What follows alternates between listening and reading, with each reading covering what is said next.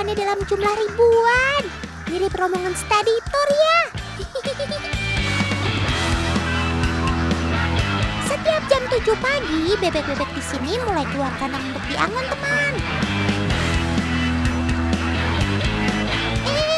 Jangan ricuh gini dong. Pelan-pelan, semua pasti berangkat kok. Nah, karena lokasi angon hari ini lumayan jauh, jadi 2.500 ekor bebek ini jalan-jalan pakai mobil dulu. Cie, berang-berang bawa berkat, berangkat.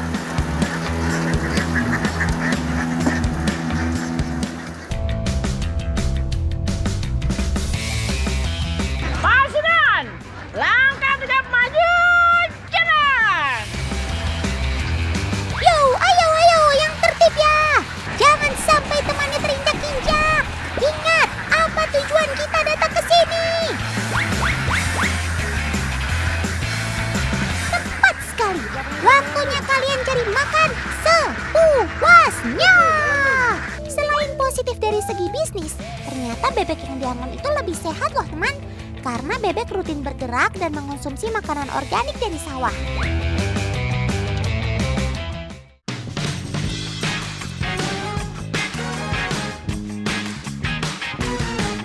Teman, bebek termasuk burung semi akuatik. Mereka suka menghabiskan waktunya di air untuk mencari makan dan berenang. Kalau begitu, mereka nggak pernah tuh merasa kedinginan apalagi menggigil. Ada yang tahu kenapa? Salah satu alasannya karena mereka memiliki bulu yang tahan terhadap air, teman. Perhatian, perhatian. Selama berada di tempat ini, kalian harus tetap bersama. Jangan memisahkan diri dan nurut apa kata paman ya. Teman, bebek-bebek ini biasanya diangon setelah musim panen padi selesai. Karena sawah yang baru saja panen banyak meninggalkan makanan seperti sisa gabah dan juga hama kecil seperti keong.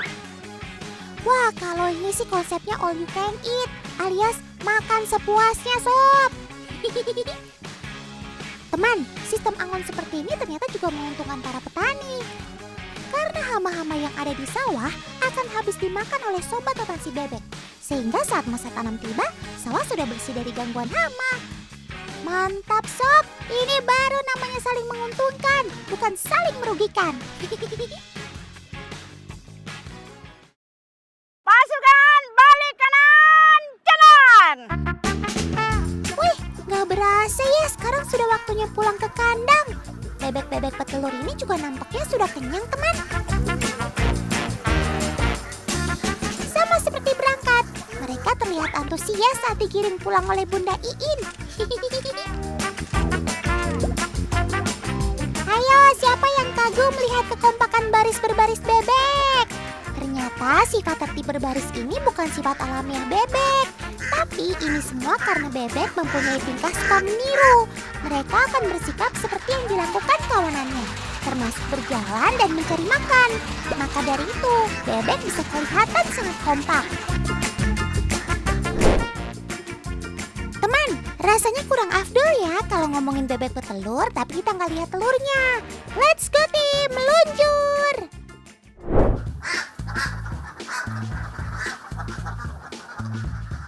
Yuhu! It's time to panen!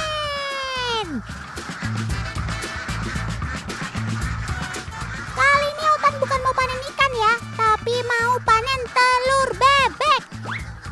Gepel alias nggak pakai lama, langsung gasken paman dan Katarlia.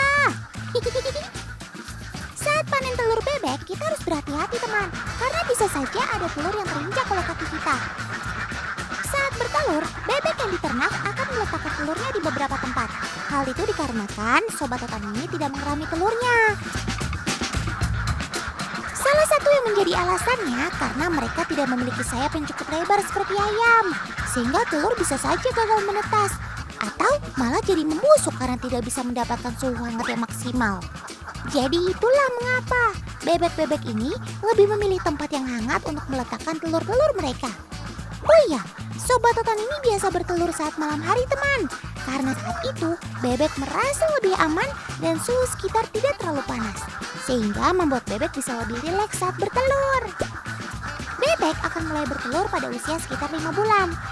Saat masa produktif, bisa dipastikan hampir setiap hari sobat-sobat ini akan bertelur. Berarti itu tandanya setiap hari juga kita bisa panen. Mantul!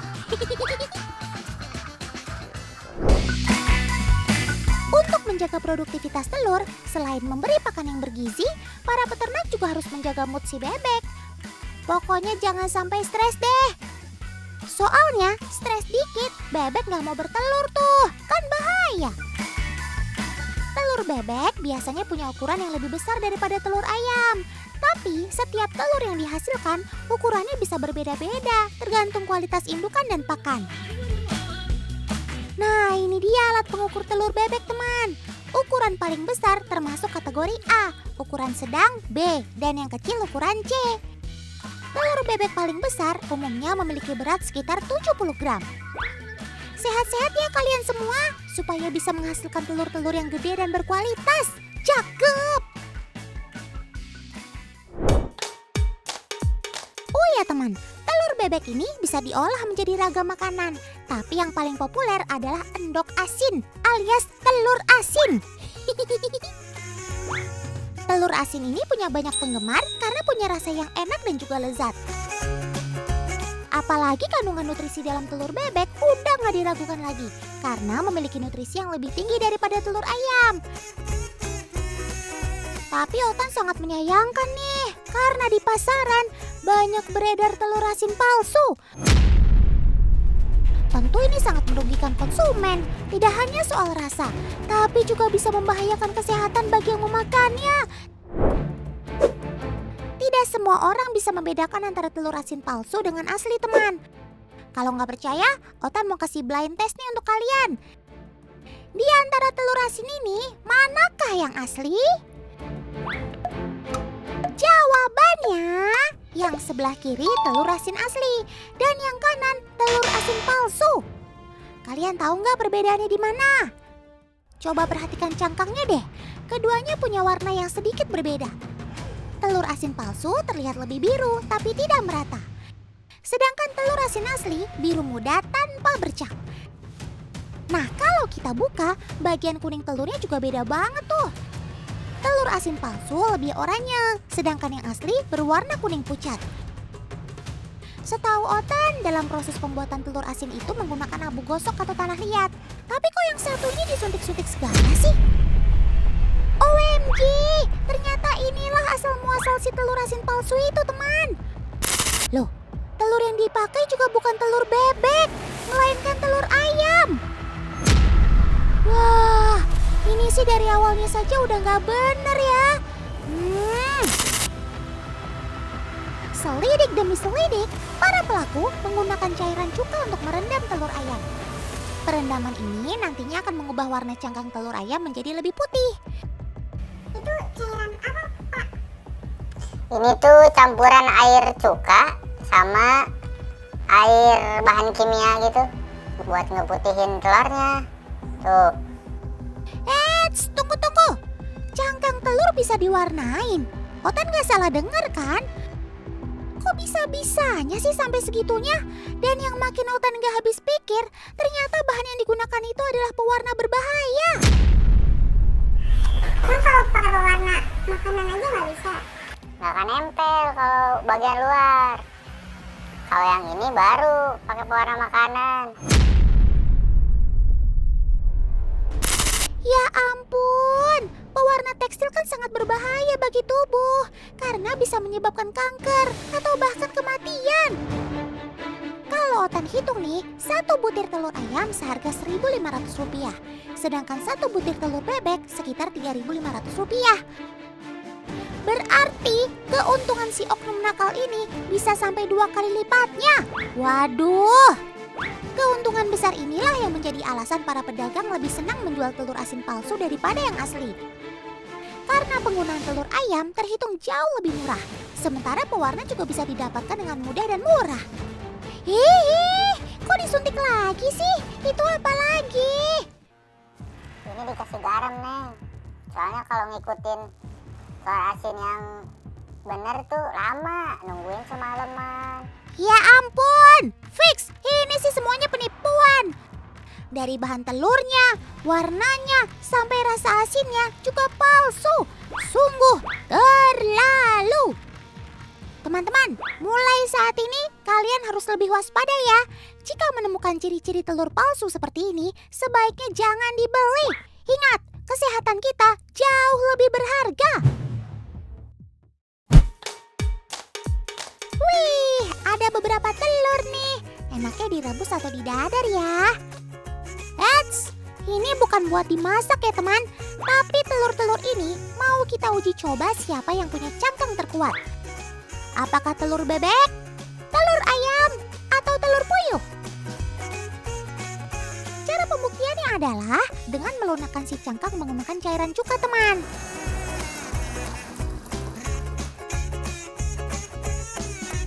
Lihat tuh, baru beberapa menit saja bagian corak hitam cangkang telur puyuh sudah terangkat.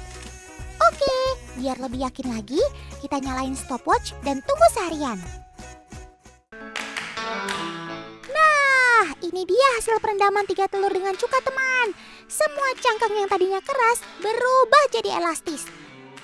Tapi ketika ditekan, telur puyuh dan telur ayam lebih lunak. Sedangkan telur bebek lebih keras daripada keduanya. Hal ini dikarenakan cangkang telur bebek lebih tebal daripada telur lainnya. Ketebalan cangkang telur inilah yang menjadi salah satu alasan mengapa telur bebek dipilih untuk dijadikan telur asin. Selain itu, telur bebek juga memiliki pori-pori yang besar, sehingga saat diasinkan, telur menjadi tidak amis dan punya rasa asin yang pas. Telur bebek juga memiliki kandungan minyak yang lebih tinggi pada bagian kuningnya daripada telur ayam. Kandungan minyak inilah yang membuat tekstur telur asin seperti ada pasirnya. Tapi disitulah letak kenikmatannya. Ditambah lagi nih, telur bebek yang diasinkan punya daya tahan simpan yang lebih lama. Jadi cocok deh untuk stok di rumah. Teman, selain rasanya yang enak, telur asin juga memiliki banyak manfaat loh. Seperti menjaga kesehatan otak, tulang dan otot, sampai menjaga sistem kekebalan tubuh. Wah, ini sih cocok banget dikonsumsi sama anak-anak yang sedang dalam masa pertumbuhan. Kalau begitu, Otan mau pesen yang banyak juga. Otan kan juga masih dalam fase pertumbuhan.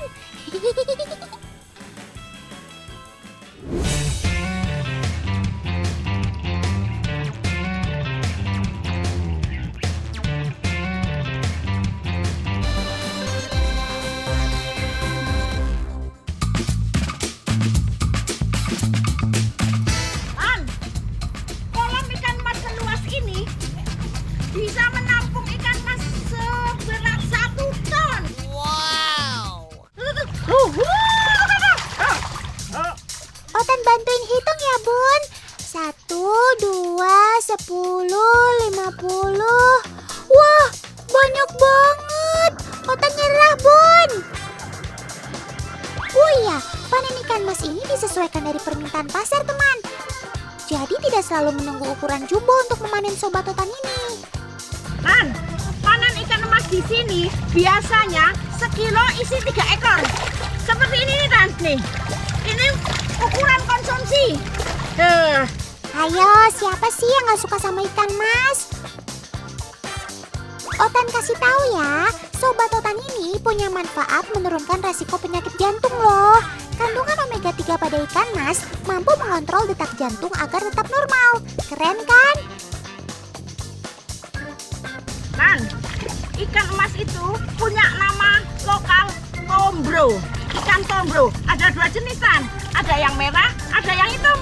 Tapi rasanya nggak ada bedanya, sama enaknya. Tapi tahukah teman, keluarga dari ikan mas ini banyak jenisnya loh. Rata-rata masuk dalam kategori ikan hias. Ada ikan koki, ikan komet, ikan dewa, bahkan ikan koi yang memiliki harga fantastis pun masih berkeluarga dengan ikan mas.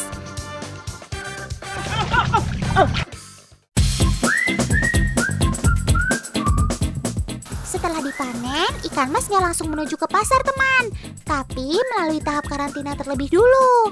Dari kolam ini, sobat Otan ini akan diseleksi untuk kebutuhan konsumsi dan tempat kolam pemancingan. Oh iya teman, Ikan mas merupakan ikan yang memiliki umur panjang, teman. Berdasarkan hasil penelitian, sobat Totan ini mampu hidup selama 20 tahun. Bahkan ada yang mencapai 42 tahun loh. Keren Max, keren maksimal. Hei, apa itu? Kok besar sekali? Apa dia anakan ikan mas raksasa penghuni Danau Toba? Ngomongin soal ikan mas yang ada di Danau Toba, Otan jadi teringat cerita rakyatnya, teman. Di mana dulu ada seorang pria bernama Toba yang hendak mengisi waktunya untuk memancing. Karena arus sungainya terlalu deras, tidak ada satupun ikan yang terkena kailnya. Toba pun mulai kesal, dan ketika ia berniat untuk pulang, tiba-tiba ada sesuatu yang menarik kailnya. Tarikannya sangat kuat, dan benar saja, ternyata seekor ikan mas dengan ukuran besarlah yang ia dapat. Toba pun terlihat sangat gembira, lalu membawanya pulang ke rumah. Sesampainya di rumah, ia menaruh ikannya ke dalam sebuah wadah. Lalu pergi ke dalam rumah untuk mengambil parang.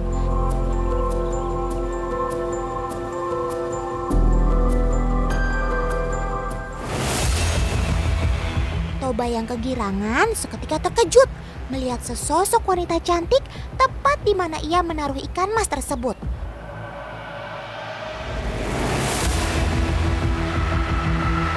Toba sempat marah dan mempertanyakan ikan hasil tangkapannya pada wanita itu. Dan wanita itu pun menjawab kalau dialah ikan mas yang tadi Toba tangkap. Unang mabir ho, do deke na dibuat munakin. Jolma doa unahum doa gabi deke. Toba yang tidak percaya akan hal itu terus menyecar dengan berbagai pertanyaan dengan nada yang cukup tinggi. Sampai pada akhirnya Toba pun percaya bahwa wanita itu adalah jelmaan dari ikan mas yang ia tangkap. Karena Toba hidup sendirian, akhirnya mereka berdua memutuskan untuk hidup bersama dengan satu syarat. Kalau nanti mereka punya anak laki-laki, jangan pernah beritahu dia kalau dia adalah anak dari seekor ikan mas. Toba pun menyetujuinya.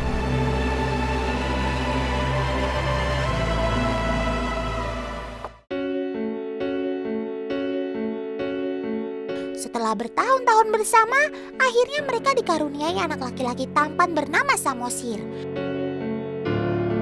Samosir ini anak yang baik dan periang. Seperti anak kecil pada umumnya, Samosir sangat suka bermain. Sampai datang saatnya di mana sang ibu menyuruh Samosir mengantarkan makan siang untuk ayahnya di ladang.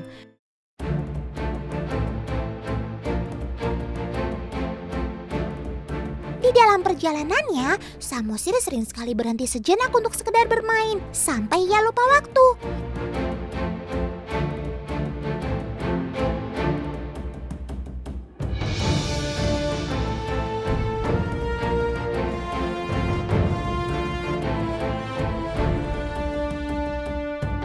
Toba yang merasa lapar dan lelah akhirnya memarahi Samosir dengan kata-kata kasar. Bahkan ia sempat menyebut Samosir dengan kata-kata dasar anak ikan.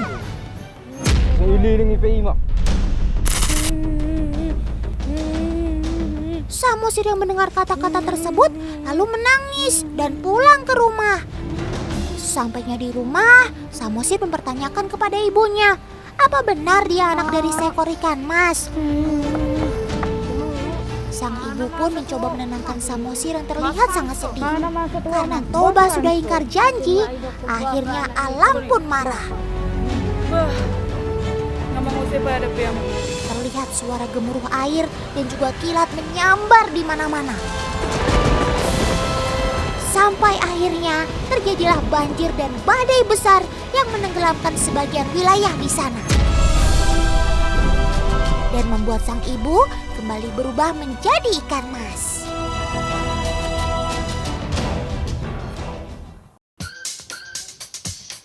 Tapi ini hanya hanya cerita rakyat ya teman. Kebenarannya masih belum bisa dipastikan. Yang jelas sih Autan percaya kalau ikan mas yang dibudidaya di Danau Toba ukurannya bisa besar-besar tuh. Sebenarnya pertumbuhan ikan mas ini tergantung pada pasokan makanan dan juga suhu airnya. Selain pasokan oksigen yang cukup, air harus bersih. Dan yang paling penting, tidak ada predator alaminya. Gak heran kan kalau ikan mas yang dibudidaya di Danau Toba ini ukurannya bisa besar-besar? Air danaunya bersih, pasokan oksigennya berlimpah, suhu airnya hangat. Paten lah!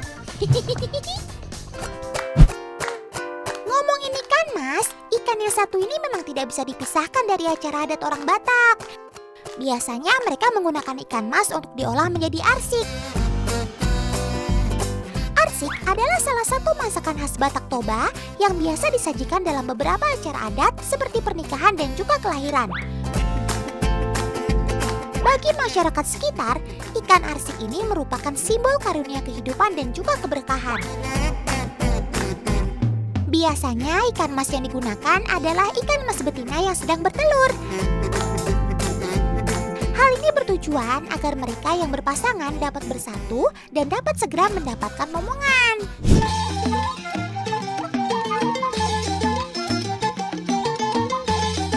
Masyarakat Batak juga punya kuliner unik lain ya teman, namanya naniura.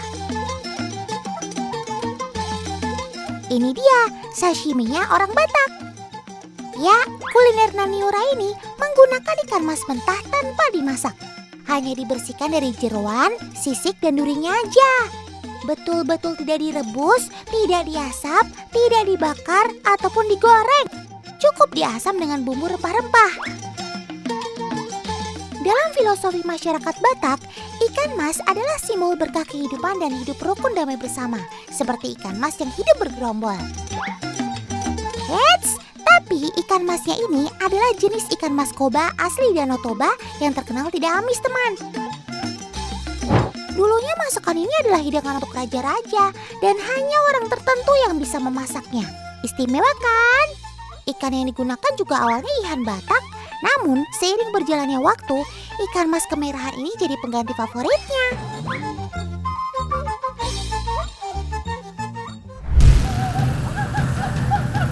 Baru 5 kali. Bunda, lagi ngapain?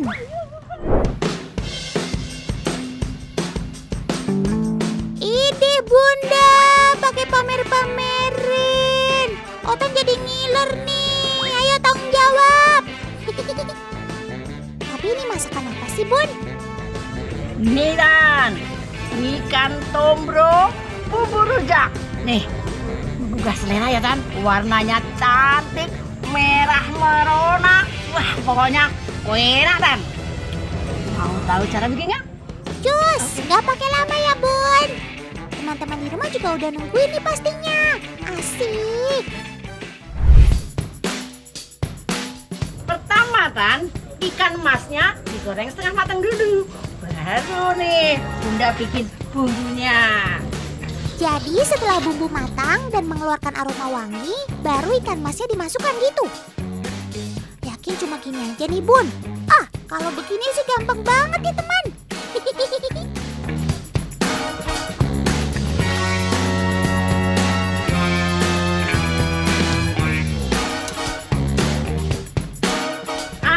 Jadi Dan, sudah mateng. Masak seperti ini simple, nggak pakai lama. Rasanya Loh.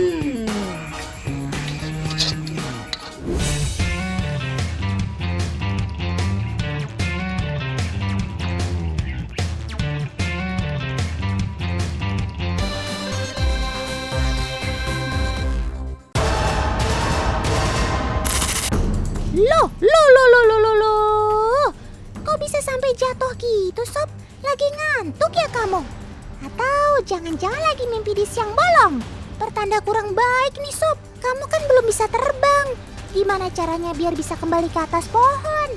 Udah, diam-diam, Sob. Jangan nekat cari jalan sendiri. Kamu itu baru pertama kali menginjakan kaki di tanah.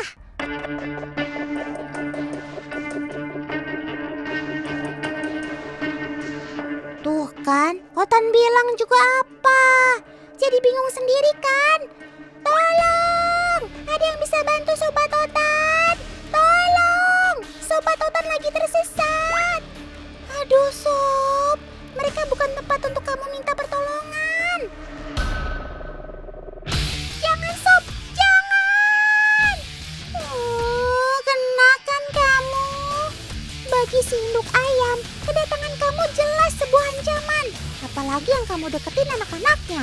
Gak heran kalau induk ayam langsung nyerang kamu dengan cakar dan ketakan sayapnya. Di darat memang tidak begitu ramah Sob, apalagi kamu masih remaja. Keahlian kamu satu-satunya belum bisa kamu gunakan.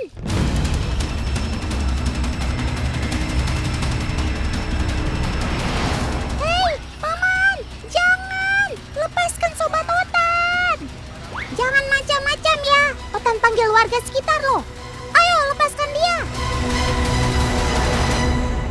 Oh alah. Otan jadi malu. Ternyata Paman nolongin si burung kuntul. Maafin Otan ya Paman, sudah berburuk sangka. Otan kira Paman mau nangkap dia. Ternyata malah Paman bantu kembalikan ke atas pohon. Terima kasih Paman. Pantas saja kalian betah tinggal di kampung ini, walau di tengah pemukiman warga. Ternyata orangnya baik-baik, ramah juga dengan keberadaan kalian. Kalau diperhatikan, burung kuntul selalu hidup berkelompok atau berkoloni. Baik saat mencari makan, saat terbang, begitu juga dalam menentukan tempat mereka tinggal. Kalau sudah nyaman di satu tempat, disitulah mereka akan menetap. Hei kalian, awas, sana pergi jauh-jauh. Jangan gangguin Paman yang lagi bajak sawah. Pemandangan seperti ini biasa terjadi teman. Saat musim bajak sawah tiba, biasanya kawanan burung kuntul berdatangan ke area persawahan untuk mencari makan. Perhatikan deh lahan sawah yang dibajak oleh mesin pembajak sawah. Membuat bermacam serangga, cacing, bahkan katak naik ke permukaan tanah. Itulah alasan kawanan burung kuntul selalu mengikuti kemanapun Paman dan mesin pembajaknya pergi. Kawanan burung kuntul diuntungkan dengan banyaknya makanan yang didapat. Paman juga pasti gak kesepian karena ada kalian. Jadi rame deh. Wah, saling menguntungkan banget ya jadinya. So sweet.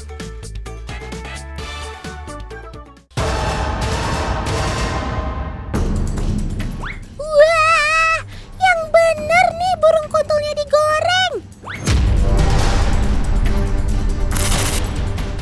Ah, ini kan burung belibis. Om editor nih ngerjain Otan. Kalau Otan lagi bahas burung kuntul, jangan dicampur-campur sama burung lain dong.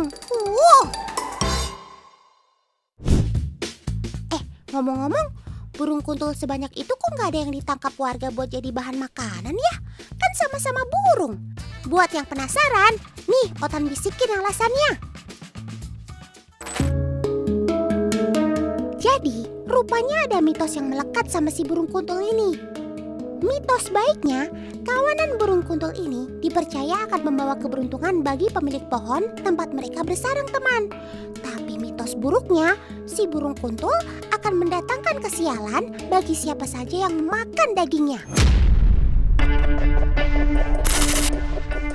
Makanya, di kalangan pemburu sekalipun, pantang bagi mereka untuk menembak si kuntul.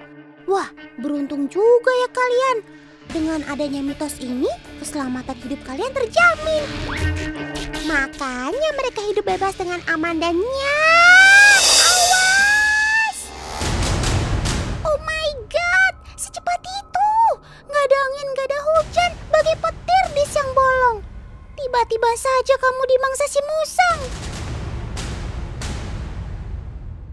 Ramahnya warga terhadap keberadaan kalian ternyata nggak menjamin keberlangsungan hidup jadi panjang. Jangan pernah lupa, selalu ada predator di mana-mana. Siapa yang kuat, dia yang menang dan berkuasa. Begitulah hukum rimba yang sesungguhnya. Pengalaman terbaik bersama Trans 7 waktu itu sebelum acara FYP pernah bawain acara Oke Bos. Dan alhamdulillah juga sambutannya luar biasa. Jadi banyak juga sih kenangan-kenangan sama Trans 7 tuh. Ya harapannya untuk Trans 7 ke depannya pastinya Trans 7 juga menjadi media yang selalu bisa jadi tontonan dan tuntunan seluruh masyarakat Indonesia. Rayakan pesta yang gemerlap, it's time to Transmedia 22 Power Up.